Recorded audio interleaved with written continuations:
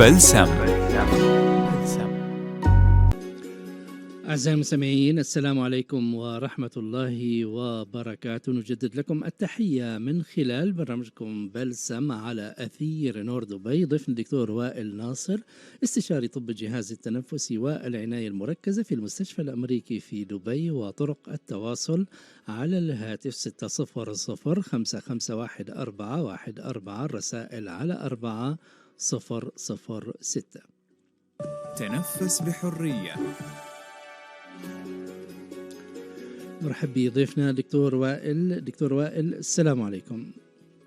وعليكم السلام دكتور بسام، كيف الأحوال؟ يا مرحبا، أهلا وسهلا فيك. نتكلم اليوم عن بعض الحالات المرضية وبعض الأعراض بالأحرى الشائعة والتي تتطلب استشارة الطبيب دون تأخير حتى ما تتفاقم المشكلة. السعال له أسباب مختلفة، منها السعال الحاد، منها السعال المزمن، السعال الجاف، السعال الرطب، سعال في النهار، سعال في الليل، ولكل منها دلالات السريرية. والحل ليس بتناول شراب السعال أو المضاد للسعال أو الوصفات العشبية من الزهورات بأنواعها المختلفة دكتور وائل، رغم أنها تخفف ولكنها لا تعالج السبب. صحيح، السعال هو عرض خلينا نقول شائع جدا، وما في حدا بيمر بحياته يعني بدون ما يكون صار معه سعال عدة مرات. وأكيد مثل ما تفضل حضرتك أنواعه متعددة كثير وأسبابه كمان متعددة كثير. لو تناولنا مثلا أحد الأنواع، السعال الجاف، ما في مفرزات وبيشعر الشخص في كأنه هيك في شيء دغدغة، ألم في الحلق، في يعني هل هذا الأمر طبيعي عرضي أم لازم نراجع الطبيب؟ وما أيضا دلالاته السريرية دكتور وائل؟ صحيح. هلا السعال بيتصنف على انه جاف او غير جاف او رطب خلينا نقول، وكمان بيتصنف السعال على مدته الزمنيه، او نقول السعال الحاد هو اللي بيكون استمر اقل من اسبوعين، السعال المزمن بيضل اكثر من شهرين او 8 اسابيع، والسعال ما بين اثنين بسموه تحت الحاد او السب اكيوت، وبين الاسبوعين وال8 اسابيع. هلا اذا كان السعال عرضي ولا شغله يوم يومين او عده ايام ووقف لحاله، بتخيل هذا كلياتنا صار معنا وما في ضروره حاجه لانه الواحد يراجع الطبيب. السعال نحن بنحكي عنه عاده السعال اللي بيستمر اكثر من هيك، اكثر من اسبوعين. وبحاله السعال الجاف في عده حالات خلينا نقول هي الاشيع أسباب السعال الجاف اللي بيستمر أكثر من أسبوعين هو السعال اللي بيكون بسبب الأسيد ريفلكس أو بسبب الارتجاع المعدي المريئي. نعم. هذا السعال أو هذا المرض بيسبب سعال جاف قد يستمر لأسابيع وأشهر، ويكون سببه ما بالرئة. نحن دائما بنفكر إنه السعال بسببه بالرئة أو بالعوم، بس مو بالضرورة. أسباب السعال ممكن تتواجد بالجهاز الهضمي، بالجهاز القلبي، بالجهاز الرئوي، بالجهاز العصبي. وهذا بيأكد إنه ليش مثل ما تفضلت حضرتك لازم الواحد يستقصيه ويروح على الطبيب من شان يعرف السبب، بشخص السبب ويقوم بالعلاج المناسب. نعم. إذا هناك يعني أسباب مختلفة، نتكلم حالات مرضية مختلفة يكون السعال أحد أعراضها والمظاهر السريرية. قد تكون بسبب الجهاز التنفسي، قد تكون بسبب الجهاز الهضمي كالارتجاع كما ذكر الدكتور وائل، وقد تكون بسبب أيضا القلب، وقد تكون أيضا لأسباب تحسسية أخرى. فدائما نراجع الطبيب لمعرفة السبب، وأيضا نراقب بماذا يترافق هذا السعال، متى يزداد حدة ومتى يخف تدريجيا، وهل هناك أعراض أخرى مرافقة. وكثير مهم هذه المعلومات حتى حينما نذهب إلى الطبيب نقوم بعرضها على الطبيب. إذا ضيفنا الدكتور وائل ناصر، استشاري طب الجهاز التنفسي والعناية المركزة في المستشفى الأمريكي في دبي. وطرق التواصل على الهاتف 600-551-414، الرسائل على 4006. التدخين مضر بالأوعية الدموية ويزيد من خطر فقدان الرؤية الناتج عن الإصابة بالتنكس البقعي المرتبط بالشيخوخة والإصابة بالمياه البيضاء والمياه السوداء واعتلال الشبكية السكري ومتلازمة العين الجافة. نصيحة بلسم لتعزيز الصحة. لن نتكلم عن التدخين، فالتدخين بحد ذاته يتكلم ويطلب من المدخنين دكتور وائل بالإقلاع عنه طبعا الارتباط بأسباب أمر بحالات مرضية كثيرة. رسالة من أبو أحمد يقول: بعد إصابتي بكورونا خلال يعني من عدة سنوات يعاودني السعال من حين إلى آخر. صحيح. هلا من اكثر حالات السعال الجاف اللي بتصير هي السعال كمان بعد الاصابه الفيروسيه التنفسيه، قد تكون بكورونا، قد تكون بانفلونزا او الزكام او اي زكام او اي اصابه فيروسيه ثانيه. لاحظنا بعد الكورونا مرضى الكوفيد بيستمروا بالسعال، بعض منهم لاشهر وبعض منهم حتى لسنوات. من أسباب السعال بصير بعد الكورونا هو بيصير جزء من ندبات بالرئة أو بعض التليفات أو سكارز بالرئة نفسها، وبيخلي الرئة ما بترجع بصورة طبيعية 100% مثل ما كانت قبل الكورونا، وهذا قد يكون أحد أسباب ليش مستمر السعال عند بعض المرضى.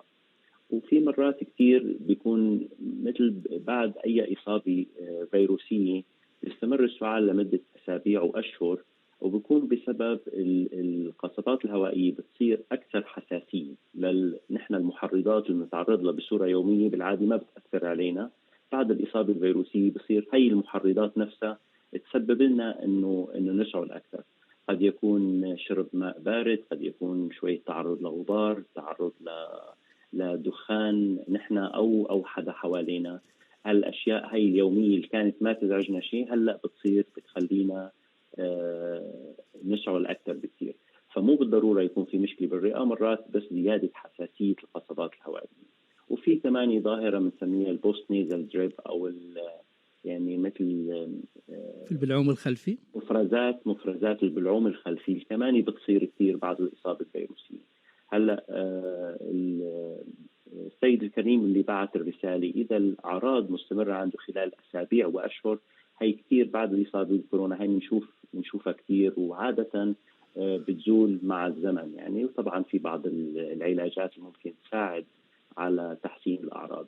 اذا الاعراض مستمره ما بعد سنه من الاصابه بالكورونا او الكوفيد، هي بدها استقصاء اكثر لنشوف نتاكد انه وضع الرئه وما في اعراض، ما في اسباب ثانيه للسعال، لانه عاده ما بتستمر الاعراض لاكثر من 3 اشهر، نادرا اكثر من 3 اشهر، ونادرا جدا جدا اكثر من سنه بعد الاصابه بالكورونا.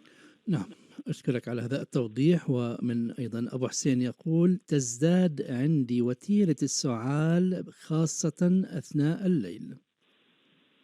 هاي سؤال كثير مهم وكثير بنتعرض له. مرات بيقولوا لنا المرضى انه ما فيهم عم يناموا بسبب السعال ما بيخليهم يناموا.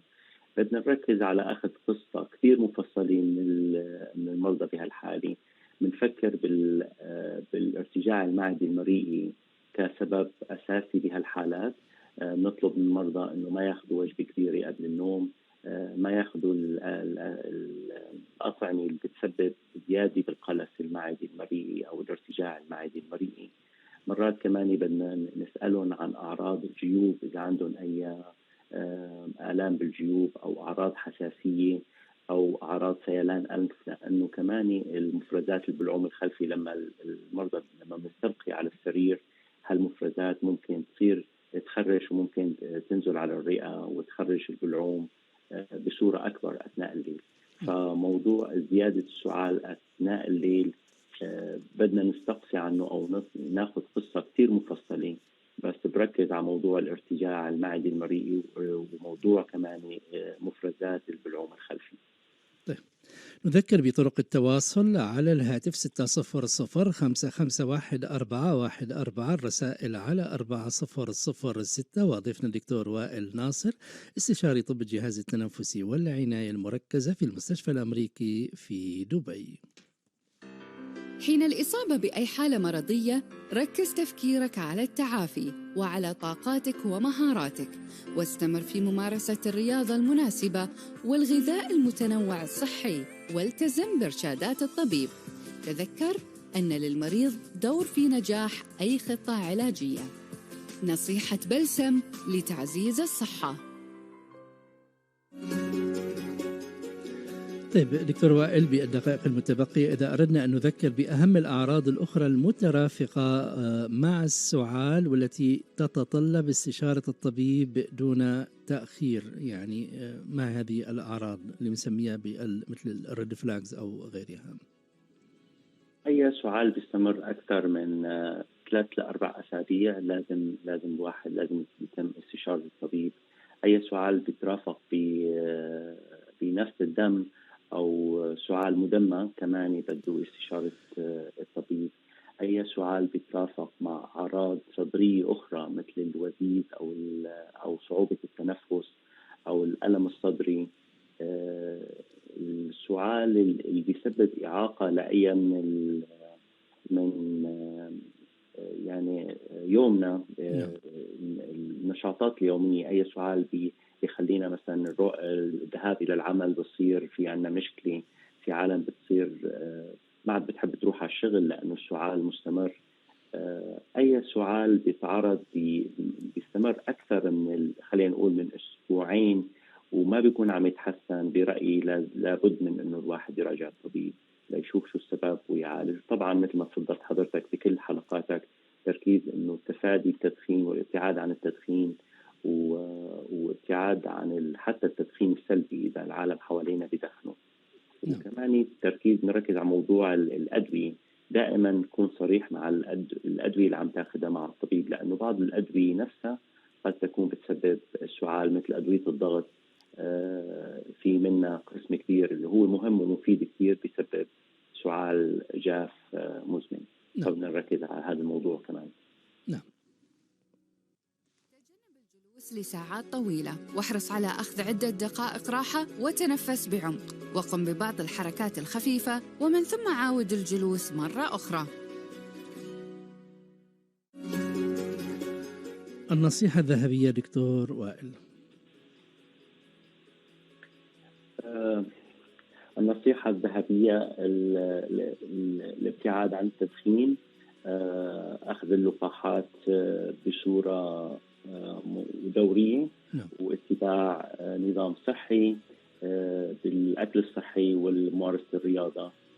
بتخيل هي نصيحة. نعم، وأيضا الزيارات الدورية طبعا الطبيب في حالة الصحة قبل المرض، وأيضا الأشخاص اللي عندهم أمراض مزمنة سواء كنا نتكلم عن الربو أو حتى عندهم حالات مرضية أخرى تتعلق طبعا بالرئة أو بالجهاز التنفسي التحسسي، فنراجع الطبيب بشكل دوري حتى نتمكن من صحتنا وما يتمكن منا المرض. إذن كل الشكر للدكتور وائل ناصر، استشاري طب الجهاز التنفسي والعناية المركزة في المستشفى الأمريكي في دبي. دكتور وائل شكرا جزيلا لك. شكرا لك يا مرحبا. والشكر لكم أعزائي المستمعين. الشكر لأحمد سلامة في التنسيق نمر محمد عابدة في الإخراج، وتقبلوا تحياتي محدثكم دكتور بسام درويش في الإعداد والتقديم. أتمنى لكم دوام التمتع بالصحة بعيدا عن المرض، في أمان الله.